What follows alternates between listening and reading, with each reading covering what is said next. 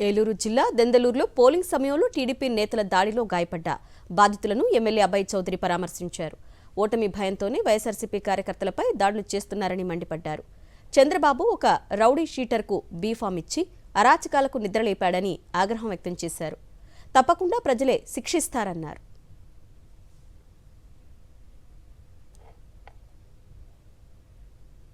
ఓటమి భయం పట్టుకుని ఓడిపోతున్నారని అర్థమైనటువంటి ప్రతిపక్షాలు తెలుగుదేశం మరియు మిత్రపక్షాలన్నీ కూడా ఓడిపోతున్నారని అర్థమైంది. వాళ్ళకి అర్థమైన వెంటనే ఈ రాష్ట్రం మొత్తము కూడా ముఖ్యంగా దెందులూరు నియోజకవర్గంలో ఓటమి భయం పట్టుకుని చింతమనేని ప్రభాకర్ యొక్క కనుసన్నల్లో ప్రతి గ్రామంలోనూ దాడులు.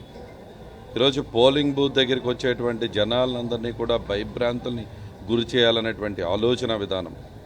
ఎప్పుడైతే ఒక రౌడీ షీటర్కి బీఫామ్ ఇచ్చి చంద్రబాబు పంపించాడో ఆ రోజు నుంచి ప్రశాంతంగా ఉన్నటువంటి దెందులూరు నియోజకవర్గం ఆ రోజే నేను చెప్పాను, నిద్రలేపావు నువ్వు ఒక రౌడీ షీటర్ చేతిలో ఈరోజు బీఫామ్ పెట్టి అని. నిన్న అదే జరిగింది.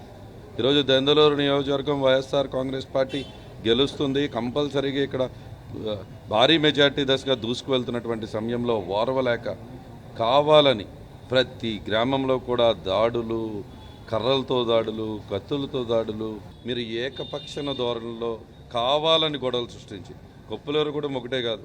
ఈరోజు కొవ్వలులో అదే సంఘటన, పాలగూడెం అదే సంఘటన, చేటపర్ర అదే సంఘటన, మాదేపల్లి అదే సంఘటన, జాలిపూడి అదే సంఘటనలో, పాపిరాజగూడెం అదే సంఘటనలో.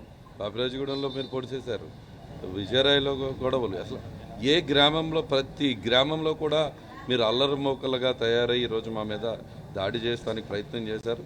ప్రజలు దీనన్నీ కూడా గమనించి నీకు తీర్పిచ్చారు. తప్పకుండా ఈరోజు తెలుగుదేశం పార్టీని పూర్తిగా బంగాళాఖాతంలో కలపబోతూ ఉన్నాం.